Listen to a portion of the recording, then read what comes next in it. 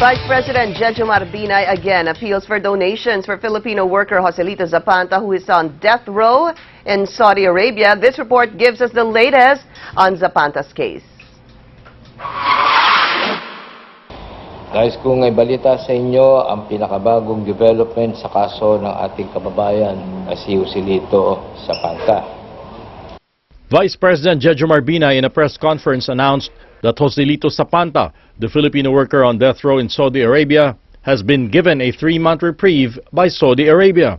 Binay, the presidential advisor for OFW concerns, said Saudi's King Abdullah ordered a suspension of all executions, including that of Zapanta. Zapanta was convicted for killing a Sudanese back in 2009. Dahil sa kautusan ng hari ng Saudi Arabia ay pagpaliban ang lahat ng kaso na ang hatol ay pagpugot ng ulo, na bigyan ng 3 buwan na palugit o extension ng ating kababayan na si Joselito Zapanta. Binay says this will give the Philippine government more time to raise blood money for Zapanta.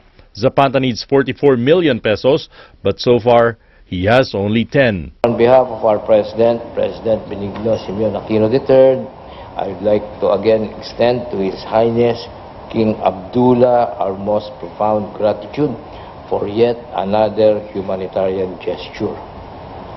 His benevolence has given our kababayan a 3-month lease on life and his family additional time to raise the blood money. Binay is again appealing for help to save Zapanta's life. Maliw po akong humihiling sa lahat na kung maaari ay tumulong po tayo para mabuo ang blood money para sa kalayaan ni Joselito. At sana din ay patuloy tayong magdasal para sa kanyang kaligtasan. Stanley Palisada, ABS-CBN News.